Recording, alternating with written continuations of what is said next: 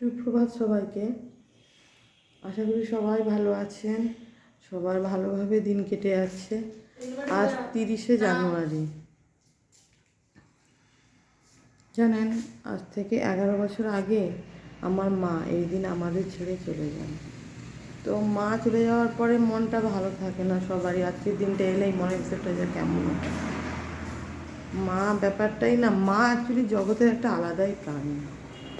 মায়ের সাথে কোনো কিছু তুলনা করা হয় না।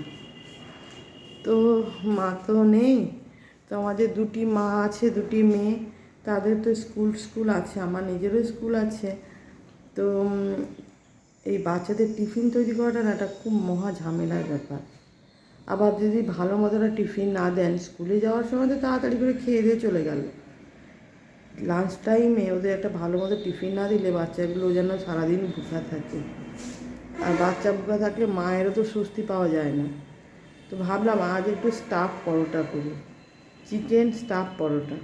কেমন করে করছি আপনাদের দেখিয়ে দিই। বাটি মেপে প্রায় 1.5 বাটি মতো ময়দা নিয়ে নেব। ময়দা নিয়ে দিয়ে এর উপরে সানফ্লাওয়ার অয়েল মানে রিফাইন অয়েল যেটা আছে ওটা অল্প দিয়ে নুন দিয়ে ময়ান দিয়ে নেব। ময়ান দিয়ে হালকা গরম জল দিয়ে এইভাবে নরম নরম করে মেখে নেব। এদিকে আমি 2 টুকরো চিকেন নিয়েছি। দেখুন 50 গ্রাম চিকেন হবে, হয়তো ছোটো ছোটো 2 টুকরো চিকেন। এই চিকেনেই দেখবেন কতটা স্টাফিং হয়ে যাবে।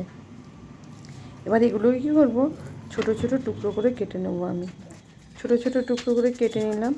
কেটে নিয়ে চিকেনগুলোকে কী করবো, একটু হলুদ, একটু নুন আর অল্প একটুখানি, একদম নামমাত্র একটুখানি সর্ষের তেল দিয়ে মেখে নেব। মেখে নিয়ে এটা কী করবো, কড়াইতে দিয়ে একটু জল ঢেলে আমি সিদ্ধ করে নেব। আর কিন্তু কোনো কিছুই এতে দেব না, অল্প জল ঢেলে সিদ্ধ করে নেব। তো ঢাকনা লাগিয়ে দিলাম। একটু পরে দেখব একদম শুকনো শুকনো হয়ে গেছে, এতে কোনো জলের নামমাত্র নেই, একদম শুকনো শুকনো হয়ে গেছে দেখুন। এবার কী করবে, এটাকে তুলে একটা পাত্রে রেখে দেব। এবার এখানে আমি নিয়ে নিয়েছি গাজর, মটরশুঁটি, কাঁচা লঙ্কা, 2-4 কুচি রসুন, টমেটো, ওই চিকেন আর পেঁয়াজ। এবার কি আবার কড়াইতে একটু রিফাইন অয়েল দিয়ে দেব। দেওয়ার পরে এবার আমি এতে কড়ার গায়ে ভালো করে তেলটা মাখিয়ে দেব।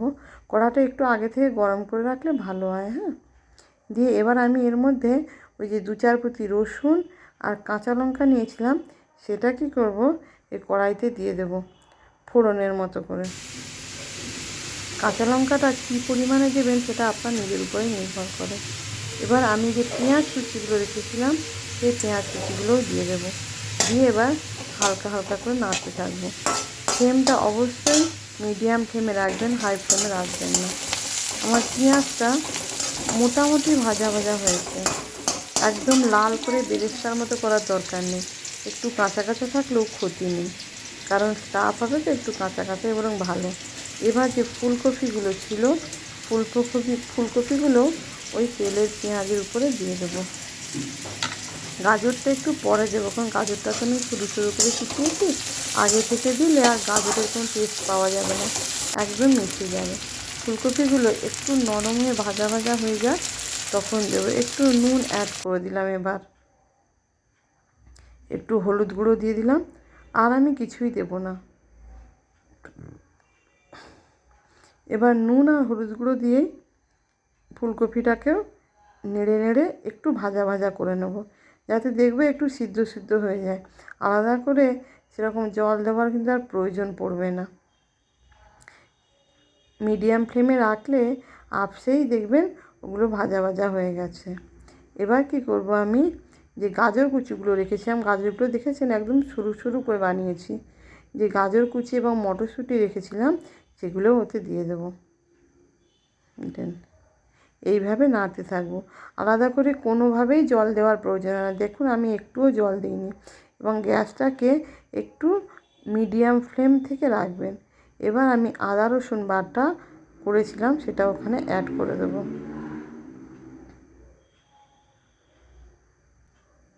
প্রথম থেকে যদি আদা রসুন বাটা দিই তাহলে কী হবে বলুন তো, এই যে ফুলকপি এগুলো ঠিক করে ভাজা হবে না। কারণ আদা রসুনটা তেলের উপরে দিলেই কী হবে, আদা রসুনটা ভাজা হয়ে গিয়ে কড়ার গায়ে লেগে যাবে, তখন এইগুলো সবজিগুলো আর ভালো করে ভাজা হবে না।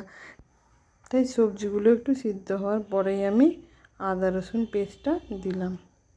এবার এইভাবে ভাজতে থাকলাম। এবার যে কুচনো টমেটোগুলো রেখেছিলাম সেই কুচনো টমেটোগুলোও দিয়ে দিলাম। আমি একটা ছোটো সাইজের টমেটো নিয়েছিলাম। আবার একটু অপেক্ষা করব টমেটোটা গলে যাওয়ার জন্য।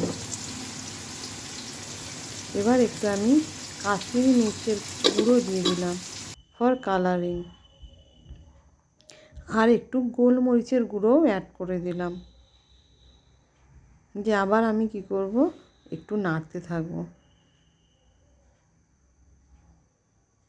প্রায় দেখেন সবজিগুলো সিদ্ধ হয়ে গেছে, টমেটোটাও প্রায় গলে গেছে। এবার এইভাবে ভালো করে যে মশলাগুলো দিলাম সেগুলো মাখিয়ে নেব সবজিতে। এদিকে যে চিকেনটা রেখেছিলাম সেটাকে এইভাবে হাত দিয়ে স্ম্যাশ করে নেব, ভালো করে যেন রোঁয়া রোঁয়াটা বেশ ছেড়ে যায়। আপনারা চাইলে মিক্সি ইউজ করতে পারেন, মিক্সিতে একটুখানি ঘুরে নিলেই এইরকম হয়ে যাবে। একটু জল দেওয়া যাবে না, জল দিলে তো পেস্ট হয়ে যাবে, তাই না? তখন খেতে ভালো লাগবে না। সেই কারণে হাত দিয়ে করে নেওয়াটাই বেশি ভালো আমি মনে করি। এভাবে হাত দিয়ে আমি পুরো দেখুন রোঁয়া রোঁয়া করে ছাড়িয়ে নিয়েছি, পুরো সুন্দর হয়ে গেছে। এবার কি করব, ওদিকে যে সবজিগুলো রেখেছিলাম সেগুলো প্রায় সিদ্ধ হয়ে ভাজা ভাজা হয়ে গেছে। এবার তার সাথে এইটা অ্যাড করে দিলাম।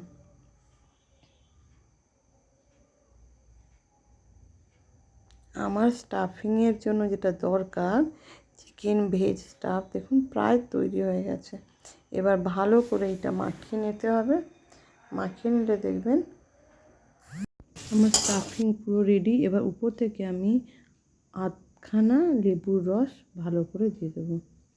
লেবুর বিচাগুলো আগে বের করে নেবো, দিয়ে ভালো করে এইভাবে লেবুর রসটা দিয়ে দেবো, দিয়ে নাড়িয়ে নেবো।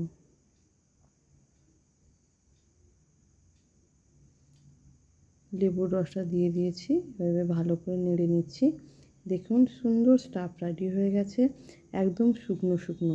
কারণ দেখেন জল টল দিয়ে দিলে না কেমন পরোটা বেলতে গেলে প্যাচ প্যাচ বেরিয়ে যায়, ভালো করে বেরোয় না। এবার একটু শাহি গরম মশলা এর উপরে ছড়িয়ে দিলাম।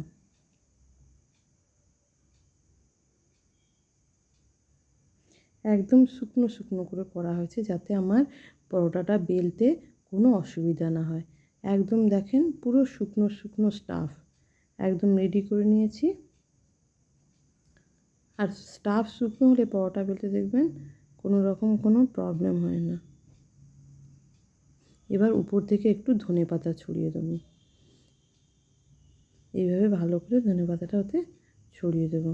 এবার কি করব, যে আগে থেকে ময়দাটা মেখে রেখেছিলাম সেই ময়দাটা এবার খুলে দেখব এতক্ষণ মাখা আছে, আরও বেশি সফট হয়ে গেছে। এবার এখান থেকে ছোট ছোট করে আমরা লিচি কাটবো, লিচি কেটে নেব। কেটে নিয়ে যেমন সাইজের করবেন, তবে স্টাফিং পরোটাটা যে লিচিগুলো হয় ওটা একটু বড় সাইজের নেওয়া হয়। কারণ ছোটো সাইজের এলে আমরা যে বোল বোল মতো তৈরি করব সেইগুলো তৈরি করতে তো অসুবিধা হবে। সেই কারণে একটু বড় বড় সাইজ করে আমরা লিচিগুলো কেটে নেব। দেখেছেন আমার ওই দুটো চিকেনে আর একটু একটু সবজি দিয়ে কতটা স্টাফ হয়ে গেছে। এবার আমি যে লিচিগুলোকে নিয়েছি কেটে এইভাবে দেখেন বাটির মতো ছোট ছোট করে নেব। তো আমার এখানে 5টা হয়ে গেছে। 1.5 কাপ ময়দায় এইভাবে আমি 5টা বাটি তৈরি করে নিয়েছি। এবার যে স্টাফগুলো আছে স্টাফগুলো কী করব, এতে দিয়ে দেব, সবগুলোতে আস্তে আস্তে করে পুড়ে দেব। বাচ্চারা দেখবেন খুব মজা করে খেয়ে নেবে।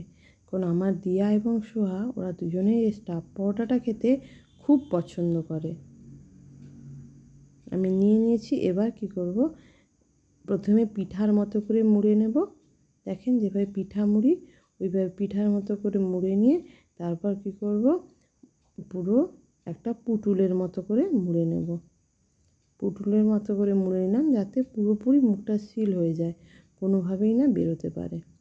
এবার হাতে নিয়ে এইভাবে আস্তে আস্তে করে আমরা পরোটার আকারে করে নেব।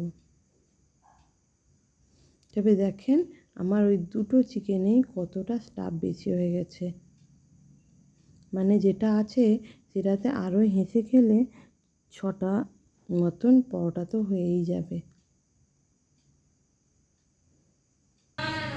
করে নিয়েছি আমি। সকালবেলা যা তাড়াহুড়ো থাকে না আর বলবেন না। নিজের স্কুল, বাচ্চাদের রেডি করা, সোহাটা তো ছোট, ওটাকে স্নান করানো, খাওয়ানো, টিফিন তৈরি করা, খুব ব্যস্ততার মধ্যে কাটে সকালবেলা। তো এইভাবে গোল গোল করে আমি পরোটাটা কেটে নিচ্ছি। গোল গোল করে পরোটাটা বেলা হয়ে যাবে। এবার আমি তাওয়ার উপরে দিয়ে দিয়েছি, অল্প তেল দিয়ে এইভাবে আমি ভেজে নেব। দেখুন এটা তো আমি পরোটা করলাম, আপনারা চাইলে এইভাবে আপনারা পিঠার মতো করেও ভেজে নিতে পারেন, বা যদি কেউ পুরি করতে চায় স্টাফ পুরিও বানানো যেতে পারে, যেটা ভাবা যায় সেটাই করা যেতে পারে, তাই না? আমার আরও একটু তেল রয়ে গেল, এবার সেই তেলের উপরেই আমি আর একটা পরোটাও দিয়ে দিলাম।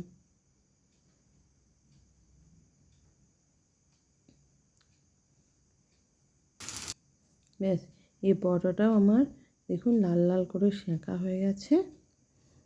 এবার আমি সোহার টিফিনে দিয়ে দিলাম। এবার আপনাদের আলুর দম বা কফি তরকারি বা টমেটো সস যেটা দিয়ে দেওয়া যেতে পারে, আপনারা একবার টেস্ট করে দেখবেন।